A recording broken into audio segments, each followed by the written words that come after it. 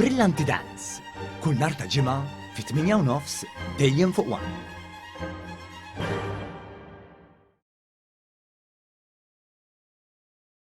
Dawk il-ħaddiema Maltin u Għawċin li għandhom dħul li jaqbes l-20,000 euro fis-sena u allura jaqbżu l-paga medja nazzjonali irdoppjaw fl-aħħar 10 snin mindu inbidlet l-amministrazzjoni fil-pajjiż.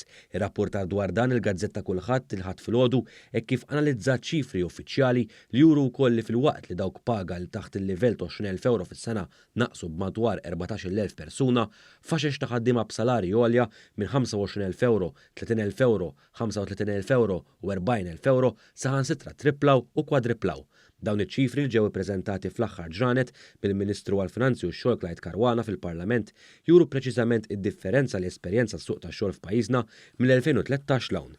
Jirriżulta li waqt li fl-2012 kien hemm aktar minn 43,000 impjegat Malti u Għawċi li kienu qed jaqilgħu sa 10,000 euro biss f'salarju, fl-2021 dan il-livell ta' dħul kienu jaqilgħu f'ta' aktar minn 29,000 persuna, tnaqqis ta' 14,000 persuna b'dan is-salarju.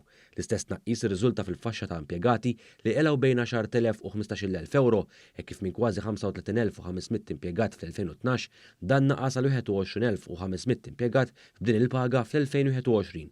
Kien hemm tnaqqis ukoll fl-ammont ta' impjegati li jaqilgħu bejn 15,000 euro u 20,000 euro.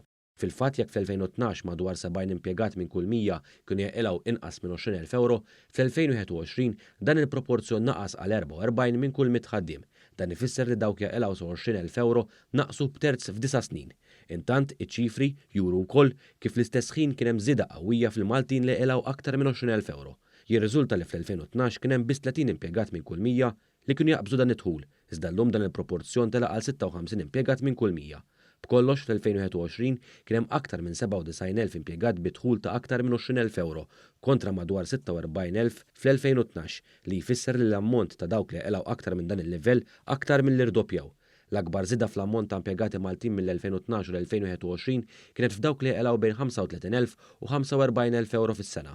F'din il-faxxa kien hemm żieda ta' aktar minn 4,900 ħaddiem fl-2012 għal 18,200 ħaddiem fl-2021. Jiġifieri għal kull impjegat li kien jaqla bejn 35,000 euro fis-sena u 45,000 euro fl-2012 kien hemm kważi 4 fl-2021. Irdoppjaw fuq medda ta' 9 snin ukoll dawk li jaqilgħu bejn 25,000 u 30,000 euro fis-sena li żdiedu minn madwar 10,500 għal kważi 20,500 impjegat fl-2021, waqt li triplaw dawk li jaqilgħu bejn 30,000 euro u 35,000 euro minn madwar 5,500 impjegat fl-2012 għal 15,000 impjegat fl-2021. Żdiedu wkoll b'mod notevoli dawk li għandhom dħul ta' 45,000 euro jew aktar, speċjalment dawk li jaqilgħu bejn 45,000 euro u 60,000 euro fis-sena.